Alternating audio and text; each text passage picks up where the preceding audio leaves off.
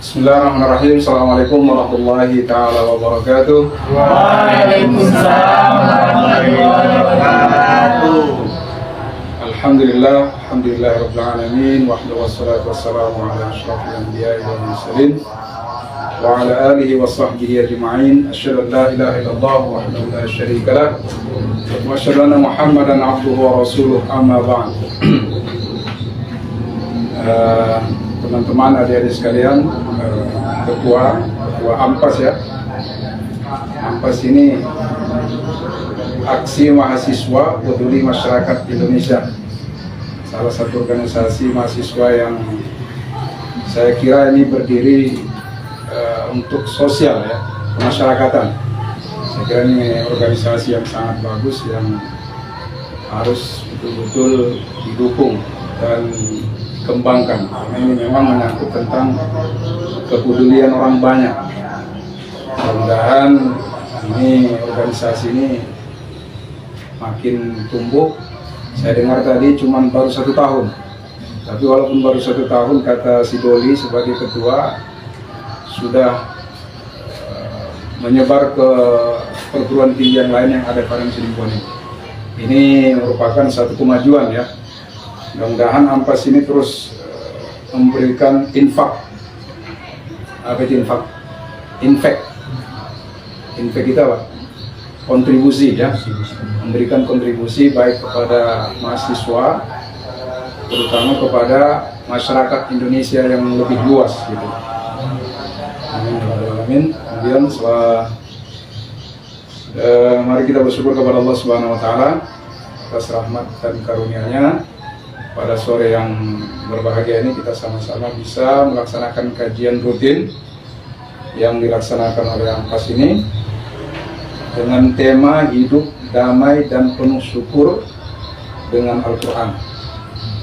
Kemudian selawat dan salam senantiasa kita hadiahkan kepada Rasulullah Muhammad SAW dengan berlafazkan Allahumma shalli ala sayyidina Muhammad wa ala ali sayyidina Muhammad. Baik, ini semacam apa aja kita di dialog ya, karena mungkin ngomong santai aja ya. Kalian kan mahasiswa, kalau biasa gitu ya. Baik, adik-adik sekalian, tema ini sangat menarik sekali yang harus kita bahas, yaitu tentang Al-Quran ya. Hidup damai dan penuh syukur dengan Al-Quran. Kita ketahui bahwasanya Al-Quran itu adalah pedoman ya, the way of life of Muslim, of the way of life ya, jalan hidup atau pedoman hidup. Nah, kita sebagai Muslim harus tahu itu. Maka Rasulullah SAW bersabda, taraktu fikum amroini lan tadillu ma in tamassaktum bihima, kitabullahi wa sunnatu rasulih. Jadi Rasulullah itu sebelum beliau wafat, beliau tidak mewariskan harta, tidak mewariskan tahta, dan tidak mewariskan apapun kecuali 2 perkara. 2 yang beliau wariskan sebelum beliau wafat atau meninggal. Apa itu?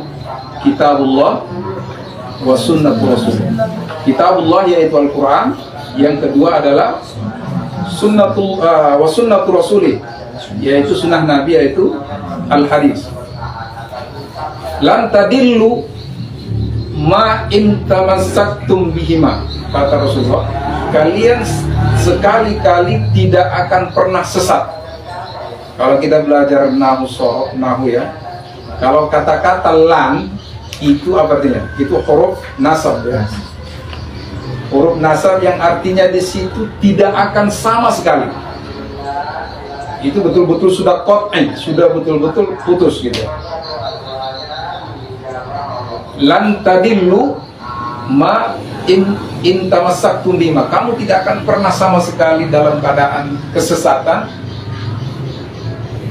apabila kalian berpegang teguh dengan 2 perkara tersebut.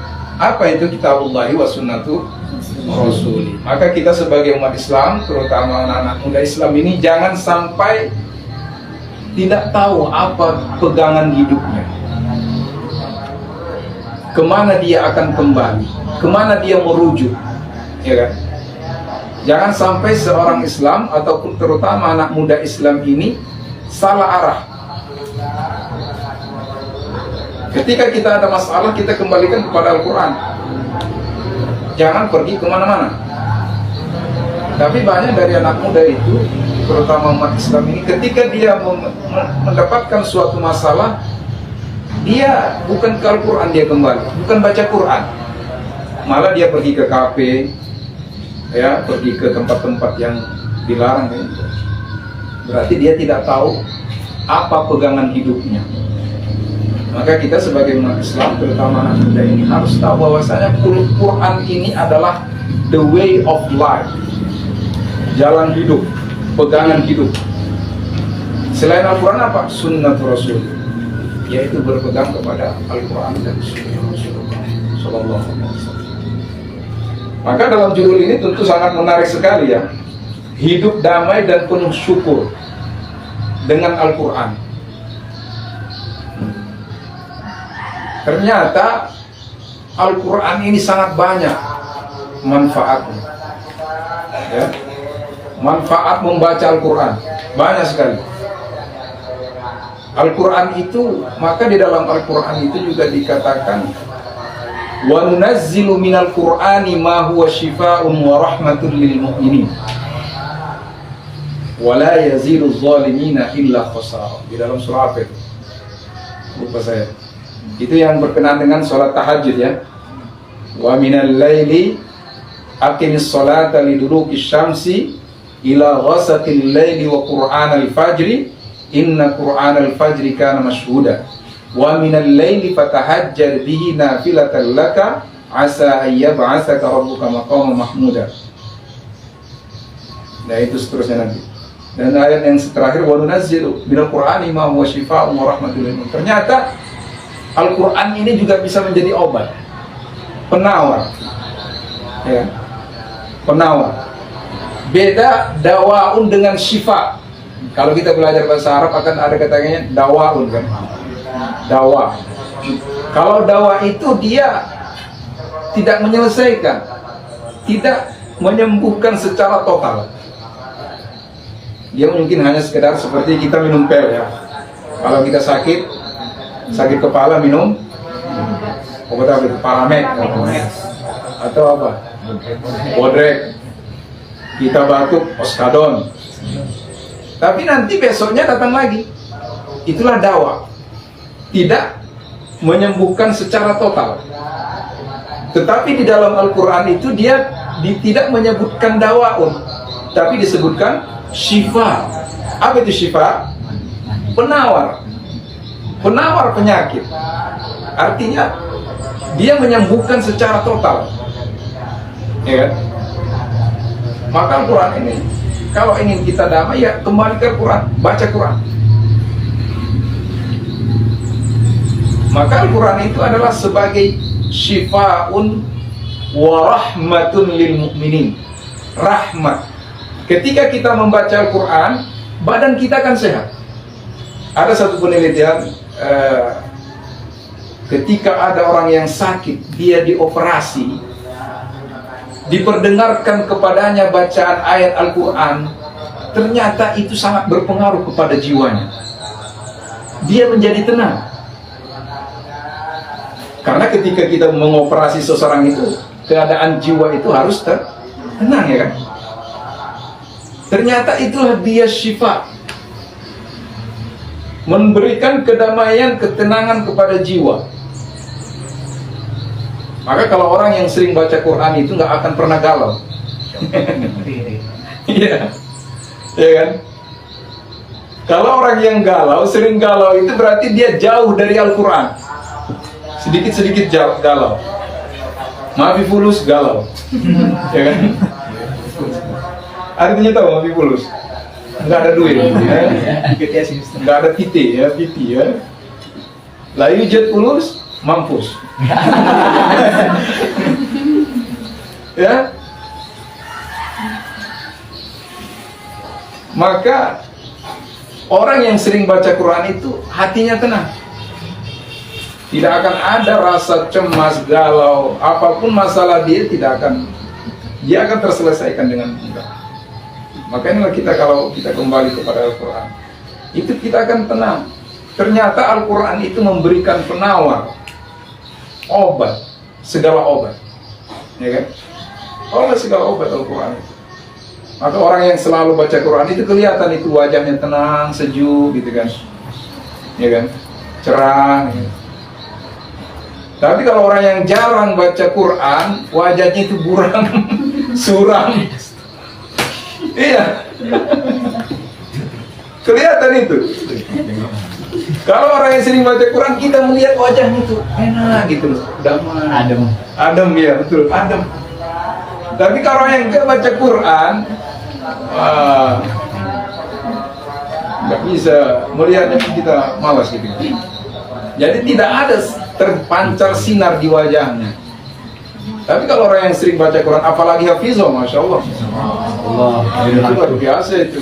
Hari-harinya murojaah Quran kan,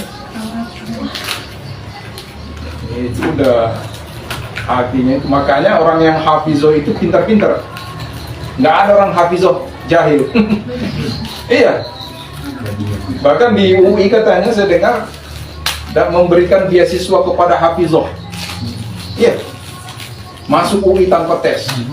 Karena memang orang yang sudah hafiz itu sudah cerdas, dan itu juga menambah kecerdasan ternyata. Iya. Ini menambah kecerdasan. Kenapa dia cerdas? Karena secara psikologi hatinya tenang. Hatinya tenang. Maka dia belajar menuntut ilmu itu akan mudah. Ya kan? Maka orang yang sering baca Quran, mentadabburi Al-Quran, ya kan? Nah, silakan, betul. Dia itu jiwanya tenang, tidak pernah galau. Apapun masalah, walaupun nggak ada duit, dia tenang. Nggak ada. Mati kurus, santai, ya kan? Banyak tugas, tenang. Tapi kalau orang yang nggak jarang baca Quran, aduh, mati aku, tugas ini. Nah itu. Nah itulah dia. Ya, itu kedamaian akan kita dapat. Di dalam Al-Quran juga Allah berfirman, ala bizikrillahi tatmainnul qulub. Ingatlah sesungguhnya karena dengan mengingat Allah hati akan tenang. Mengingat Allah dengan apa? Berinteraksi dengan Allah. Membaca Quran itu adalah berinteraksi dengan Allah. Karena Al-Quran itu adalah kalamullah. Artinya kita melaporkan masalah kita kepada Allah. Jangan kau laporkan di Facebook.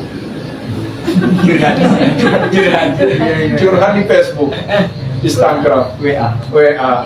Aduh, hari ini memang dosennya susah kali dijumpai. Sudah ketemu janji buat proposal, belum datang dosennya. Jangan curhat ke Facebook, curhat sama Allah. Bangun sepertiga malam, ya, laporkan semua masalah kita. Nah itu akan terselesaikan. Tapi kalau kamu curhat di Facebook atau di WA, ya ditambahin di gara-gara kawan lo, rasain lo. Makanya gitu kan, bertambah lagi masalah kan. Jadi bukan menyelesaikan masalah. Tapi kalau kita curhat sama Allah yang akan menyelesaikan itu dengan caranya kan gitu. Karena kemampuan kita ini terbatas. Kemampuan manusia itu terbatas. Ketika kita tidak mampu menyelesaikan masalah, selesaikan, laporkan sama Allah. Maka Allah dengan cara Allah yang akan menyelesaikannya. Nah ini kalau kita baca Quran, kita berinteraksi kepada Allah, memohon kepada Allah. Ya Allah, saya ini kok susah ya, judul saya ditolak berkali-kali. Kok nggak diterima judul skripsi saya, kan? Nilai saya seharusnya apa dapat di C lagi, aduh gimana ini. Ya laporkan sama Allah, udah selesai. Allah yang akan menyelesaikannya itu. Nah, sekarang ulama-ulama itu nggak akan pernah dalam dirinya itu galau. Kenapa? Karena dia dekat kepada Allah dan dekat kepada Al-Quran. Dekat kepada Allah dengan tilawah Al-Quran dan mentadabburi Al-Quran. Dan tentunya dengan syukur. Ya kan? Orang yang bersyukur itu ya tidak akan pernah mengeluh. Tapi kalau orang yang nggak pernah bersyukur, itu hari-harinya itu mengeluh. Maka disebut qanaah. Apa? Qanaah itu menerima apa yang diberikan Allah. Hati itu akan tenang, damai. Ya kan? Dia menerima apa adanya. Dia makan roti sekarang, alhamdulillah. Ya, hari ini makan cuma sekali, 2 kali, alhamdulillah. Makanya standar kebahagiaan itu tidak bisa diukur dengan materi. Orang dia hidupnya biasa-biasa saja, sederhana, tetapi hidupnya bahagia. Ada orang yang materinya, wah, mobilnya Lamborghini, Ferrari, tapi nggak pernah tenang. Tapi dia cukup makan 3 kali sehari, ya kan? Atau makan cuma 2 kali. Tapi dia bersyukur, qanaah, menerima atas pemberian Allah. Maka dia akan merasakan kedamaian, ketenangan. Ya. Tapi kalau orang yang tidak bersyukur merasa kurang, itu tidak akan pernah tenang itu. Selalu merasa kurang. Ya. Udah ada mobil masih kurang. Lihat orang punya apa? Ada dia punya motor, lihat orang punya mobil, aduh saya ingin jadi punya mobil. Udah dapat mobilnya, ketika lihat orang dapat apa lagi, dapat helikopter, saya ingin jadi helikopter. Udah dapat helikopter, dia nampak orang pesawat pribadi, jet pribadi, saya mau. Nggak akan pernah habis. Manusia ini tidak akan pernah merasa kenyang sampai dia masuk ke dalam lubang, yaitu kan dikubur. Udah baru selesai. Makanya tadi kita kembali kepada Al-Quran. Bagaimana mensiasatinya? Kembali kepada Al-Quran. Artinya apa? Orang yang selalu menjadikan Al-Quran itu sebagai pedoman hidupnya, maka dia akan damai. Semua masalahnya dia kembalikan kepada Al-Quran. Di situ sudah semuanya ada menyelesaikannya. Ya kan? Semua yang ada dalam hidup kita itu adalah Al-Quran. Di situ semua adalah menyelesaikan. Orang yang baca Quran itu ya damai. Kemudian yang ketika di rumahnya selalu dibacakan Quran, malaikat itu akan mudah datang, akan senang datang. Tapi orang yang rumahnya tidak pernah dibacakan Al-Quran, itu seperti kuburan. Ada di sini. Seperti kuburan. Nah, dan malaikat pun tidak akan mau memasukinya. Apalagi kalau di dalam rumah itu ada benda-benda berhala, patung, dan segala macam. Itu sama sekali malaikat tidak akan pernah masuk. Malaikat rahmat tidak akan pernah datang. Makanya kalau rumah yang seperti itu biasanya rumahnya itu panas, tidak ada ketenangan, ada aja pertengkaran di rumahnya. Kenapa? Karena nggak pernah dibaca Quran di dalam rumahnya. Ya, tapi kalau rumahnya itu selalu dibacakan Al-Quran, Masya Allah, itu akan mendapatkan rahmat. Nah, itu kan tadi dalam Al-Quran, wa nunazzilu minal Qur'ani ma huwa shifaa'un wa rahmatun lil mu'minin. Jadi Allah menurunkan Al-Quran ini sebagai syifa, penawar, obat. Ya. Wa rahmah. Rahmah itu apa? Kasih sayang. Wa nunazzilu wa rahmatun lil mu'minin, bagi orang mukmin. Maka kalau orang yang rumahnya selalu dibacakan Al-Quran, ba'da maghrib dia baca Quran, ba'da subuh dia baca Quran di rumah itu rumah itu akan damai, tenang, dan syaitan akan keluar dan malaikat akan datang. Tapi kalau rumah itu tidak pernah dibacakan Al-Quran, itu akan banyak jin, syaitan, dan juga malaikat tidak akan mau masuk ke rumah itu. Ya, itu. Maka perbanyak baca Al-Quran. Inilah keutamaan baca Al-Quran. Al-Quran itu tidak sama dengan Quran. Beda dikit huruf aja kan, Quran dengan Quran. Beda huruf aja dikit. Tapi nggak sama. Kalau baca Quran kita berpahala. Baca Quran nggak dapat pahala, cuman dapat berita ya. Nah itu. Maka ada hadis itu, hadis Rasulullah SAW itu, siapa yang hafal hadis ini? Barang siapa yang membaca Al-Quran, ya kan? Rasulullah SAW bersabda, bacalah kalau jadi dia akan mendapatkan 10 kebaikan membaca Al-Quran itu. Orang yang membaca Al-Quran dia akan mendapatkan 10 kebaikan. Ani bin Mas'ud yaqul qala Rasulullah sallallahu alaihi wasallam man qara'a harfan min al-Qur'an min kitabillahi falahu bihi hasanah wal hasanatu bi ashri amsalha la aqulu alif lam harfun walakin alifun harfun wa lamun harfun wa mimun harfun. Artinya apa? Ya, betul, silakan. Man qara'a harfan min kitabillah, barang siapa yang membaca satu huruf saja, ya, barang siapa yang membaca satu huruf saja dari Al-Quran, ya kan, kita bifalahu bihi hasanat, maka dia mendapatkan satu kebaikan. Wal hasanatu, dan kebaikan itu bi asyri amsalihah, dan kebaikan itu Allah melipat gandakan menjadi 10 kebaikan. Ya kan? Satu huruf berarti kita mendapatkan 10 kebaikan, pahala.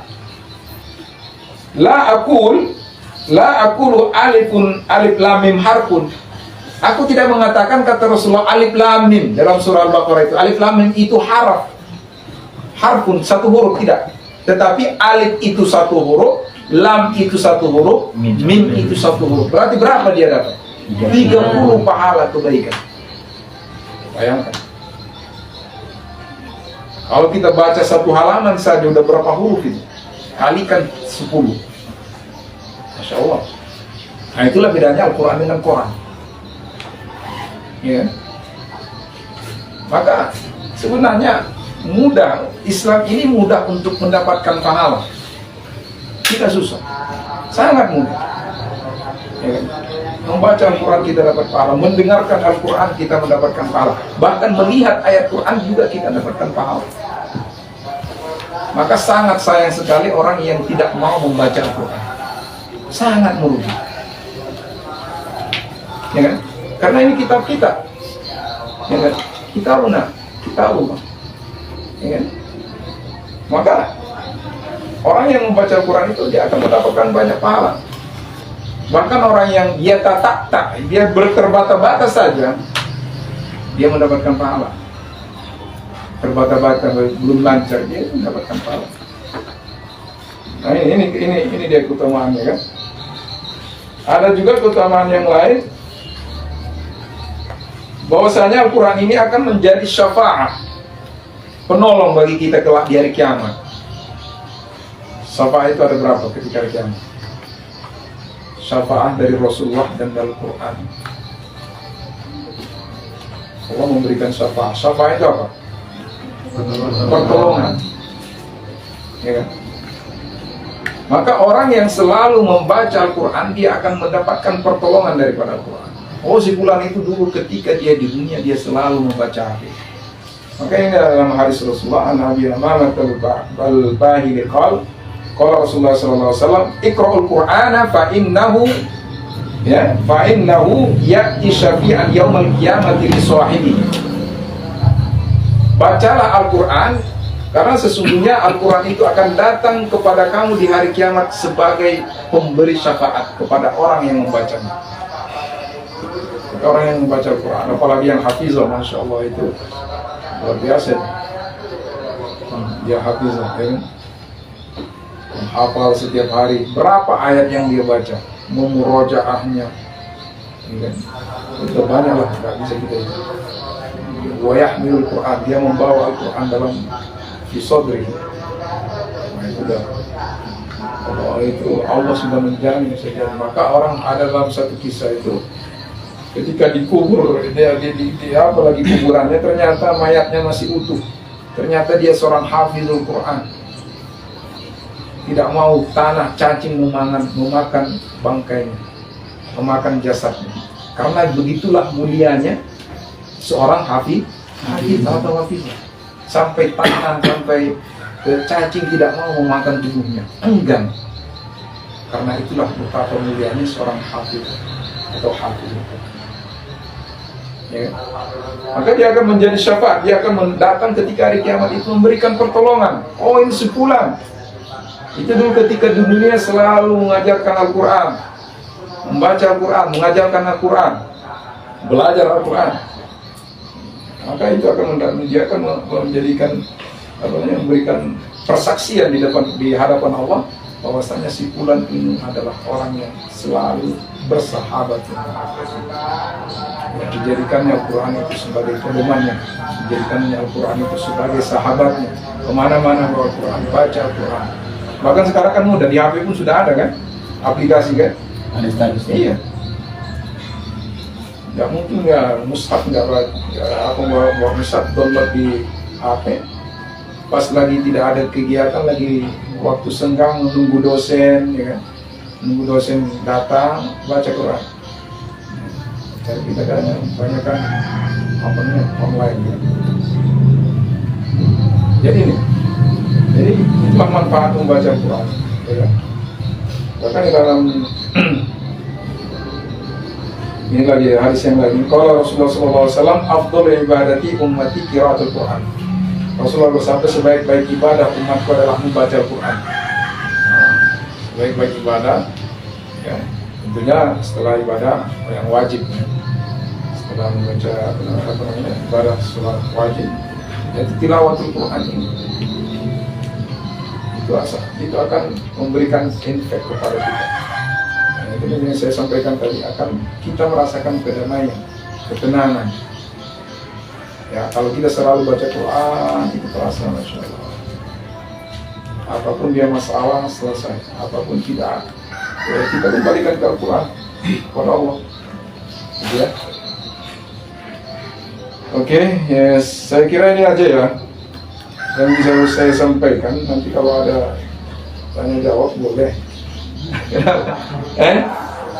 Itulah ya. Oke, saya kira ini nanti silakan kalau ada tanya jawab, silakan. Kalau bisa saya jawab, kalau bisa tidak bisa saya jawab, saya bertanggung. Ya kan? Oke, syukran. Assalamualaikum warahmatullahi wabarakatuh. Waalaikumsalam.